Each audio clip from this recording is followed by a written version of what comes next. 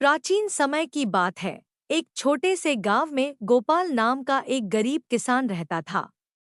गोपाल भले ही धन से गरीब था, लेकिन उसके पास भगवान श्री कृष्ण के प्रति अटूट श्रद्धा और भक्ति थी। हर सुबह गोपाल अपने छोटे से मंदिर में भगवान की पूजा करता और दिन भर कठिन परिश्रम करता। वह सच्चे मन से मानता था कि जो कुछ भी होता है वह भगवान की इच्छा से होता है और भगवान उसके सारे दुख हर लेंगे। गोपाल की आर्थिक स्थिति अत्यंत खराब थी। उसके पास बहुत कम जमीन थी, जिससे बहुत कम अनाज पैदा होता था। लेकिन फिर भी वह कभी शिकायत नहीं करता और सदा भगवान की मर्जी को मानता।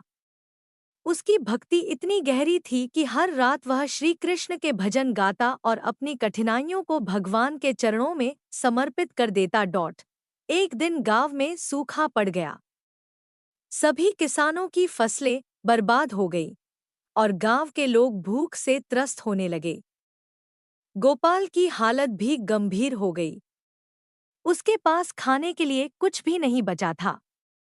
भूख और कर्ज के बोझ से दबा हुआ गोपाल फिर भी भगवान को दोष नहीं देता था। वह रोज की तरह भगवान की पूजा में लीन रहता और श्री कृष्ण से मार्गदर्शन की प्रार्थना करता।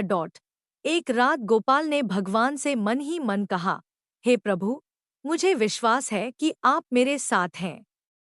मुझे मार्ग दिखाइए, मैं आपके निर्देश का पालन करूंगा। अगले दिन एक साधु गोपाल के दरवाजे पर आया। साधु ने गोपाल से कुछ खाने के लिए मांगा। गोपाल के पास खुद के लिए भी कुछ नहीं था, लेकिन उसने अपना आखिरी अनाज का मुट्ठा साधु को दे दिया। साधु ने प्रसन्न होकर गोपाल को आशीर्वाद दिया और कहा, भगवान तुम्हारी परीक्षा ले रहे थे। तुमने अपनी भक्ति और सेवा से उन्हें प्रसन्न कर दिया है। कल तुम्हें तुम्हारी भक्ति का फल मिलेगा। गोपाल साधु की बात सुनकर चकित रह गया, लेकिन उसने साधु की बातों पर विश्वास किया। अगले दिन जब गोपाल अपने खेतों में गया, तो उसे एक चमकता हुआ मटका दिखाई दिया। उसने मटके को उठाया और देखा कि उसमें सोने के सिक्के भरे थे। गोपाल ने समझ लिया कि यह भगवान श्री कृष्ण का आशीर्वाद है।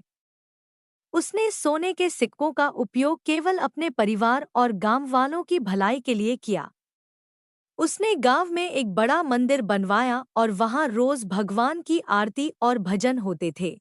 गोपाल की भक्ति के कारण गांव के लोग भी भगवान के प्रति समर्पित हो गए और उनके जीवन में सुख और समृद्धि आने लगी।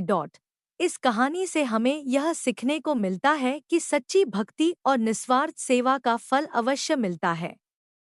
भले ही कठिनाइयां कितनी भी बड़ी हों, भगवान पर अटूट विश्वास और धैर्य रखने से सभी समस्याओं का समाधान होता है।